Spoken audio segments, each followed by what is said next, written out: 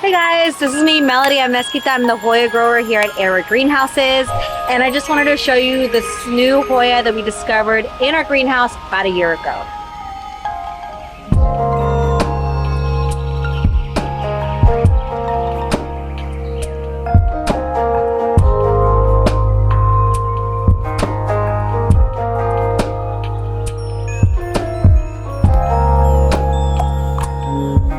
I just wanted to share with you our Hoya elliptica that we discovered in this greenhouse. It's variegated, which is awesome. It's first of its kind, and we're almost about to publish it. And I just want to give Rachel big shout out. Thank you so much for helping me publish and register it, because this is something that's very special. She was letting me know that this is one of a kind. It's as far as we know, it's not really anywhere in the world. It's so great because I found it here. We were importing a lot of Hoyas back in the day, a couple years ago. I ended up stopping to import. I ended up growing and propping a lot of the plants that I have myself. I was just letting things grow out, letting them be happy. I ended up pulling all the plants here myself to do the orders, because I like to see if there's anything different going on or if there's anything happening with any of the plants that need to be changed. And when I was doing that, I saw this elliptica, and it started off kind of like, I think this is where the starter ones were, something like this, where the leaves just were a little bit variegated, and I was like, this seems weird. I don't know if this is like consistent, but I didn't do anything. I put it off to the side and I made sure that nobody touched it. But of course, some people touch it. You know, sometimes things get moved around, but luckily I found it and it was never sold to anybody. So I ended up, you know, changing the pot, putting a _solid on it to see how consistent it was, because that's the most important thing about this, is that it's consistent.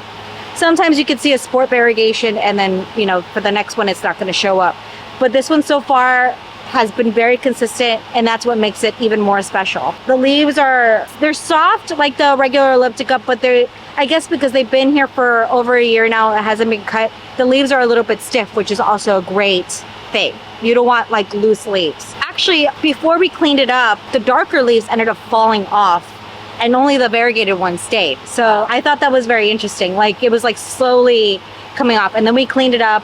We put in this trellis, changed the pot, and luckily nothing was ever changed. Like, the leaves didn't feel any kind of like difference. They ended up growing even more. And then about 6 months into it, I had it a little bit shorter, and I ended up cutting it to see how it would be propagating it. It did pretty well. I was very scared, so I just cut like maybe 5 cuttings, and 3 survived, and I want to show you those. So these are the test cuttings I did when I first propped it. As you can see, the leaves are still variegated. I even cut this second time about 2 months ago, and even after the cut, the leaves are still coming out variegated. So it's very stable. It's very stable. As you can see, like I cut it right here, and it's already coming out with the leaf right here. And it also, because I cut it at the top, it also extended from the bottom, and it's coming out with new leaves, and it's still coming out variegated. Look, even you can see like the bottom is coming out with a little bit of variegation. So yeah, I'm very happy. It's a good grower. I mean, for a variegated plant, and it's been maybe 6 months or so, it's doing pretty well, and it's growing really nicely. It's not as fast as the regular elliptica growing like a weed. Well, it grows like a weed for me, but this one does seem to be a nice grower. And this is because I chopped it about 2 months ago, so it could have probably been longer if I didn't cut it.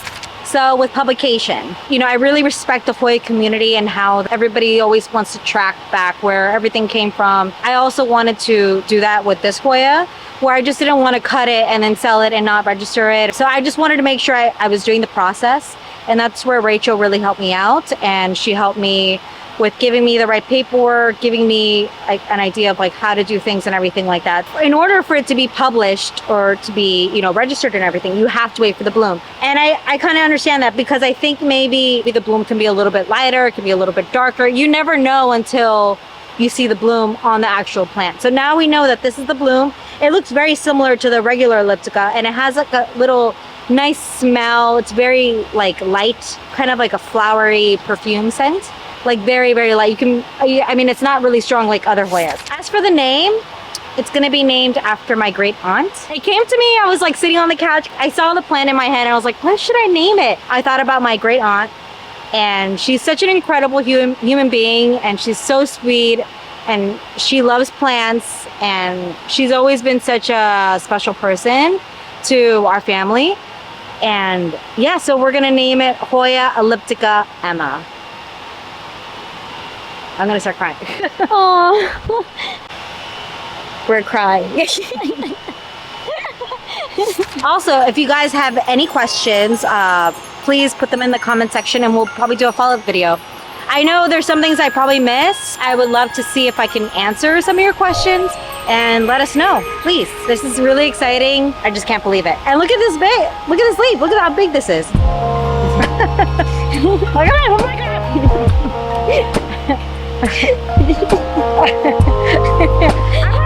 I can't say my words.